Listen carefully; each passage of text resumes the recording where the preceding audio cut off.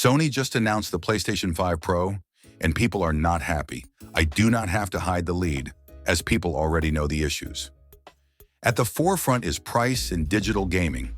As per Sony's website, the PS5 Pro console will be available this holiday at a manufacturer's suggested retail price of $699, £699, €799, and 119,980 yen, includes tax. Also, did I mention that the PlayStation 5 Pro will have no disk drive? Honestly, the backlash regarding the disk drive took me a little back. I only buy games online. However, the majority of people feel strongly about physical discs. Having that ownership no one can take away is important to people. Regardless of this, before we go into people's reactions, let's first discuss what you will be getting from Sony for $700. Going back to their website, they say you get an upgraded GPU that has 67% more compute units than the current PS5 console and 28% faster memory. Overall, this enables up to 45% faster rendering for gameplay, making the experience much smoother. Additionally, you will receive advanced ray tracing, which provides more dynamic reflection and refraction of light. This allows the rays to be cast at double and at times triple the speeds of the current PlayStation 5 console. Also, do not forget about the AI-driven upscaling that uses a machine learning-based technology to provide super sharp image clarity by adding an extraordinary amount of detail. There is a lot more detail to go over, but most people are not too bothered by that. I will, from my side, just mention the design. I think it looks sleek, and I have always been a fan of the way the PS5 looked. There are a lot of people who think that the PS5 Pro announcement could have gotten better. The truth is that most console owners are not used to this type of price tag.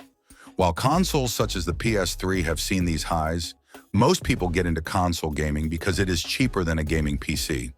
However, since consoles have started competing with gaming PCs on the graphics front, there has also been an increase. While there are a lot of people who will be happy to pay for this, there are also many who will not. There is some good news for Sony, though. The truth is that it does not matter. The PlayStation 5 has already sold extremely well. The PS5 Pro is just nice to have.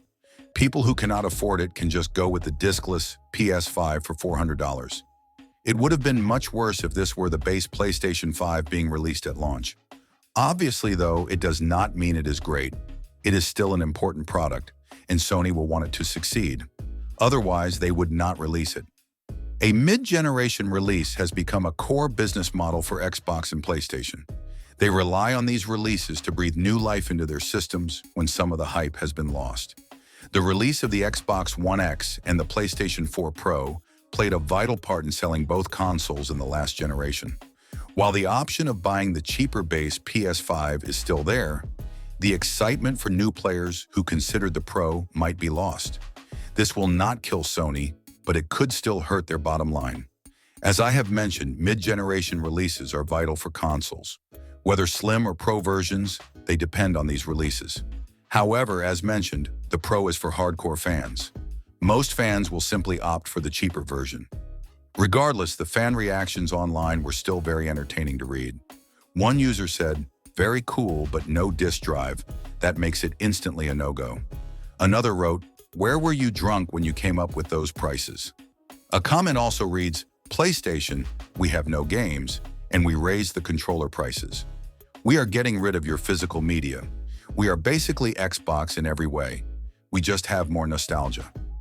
Now pay us $700, you pay pigs, for the privilege of saying you're a pay pig." One comment said, "You had $250 million to invest in garbage like Concord, and you could afford to put a disk drive on your flagship product. Are you trying to race Ubisoft to bankruptcy?" There are many more comments like this, but you get the picture. People did not expect a price tag that would be this high. They also did not expect a PlayStation Pro with no disk drive. Despite our move into the digital age, many are not ready. People do not want to give up ownership of their video games, and I do not blame them. While mediums like movies through Netflix and music through iTunes have dominated the market, for gamers, it is still a touchy subject. I understand this feeling very well. While I am a digital gamer, I like my physical books.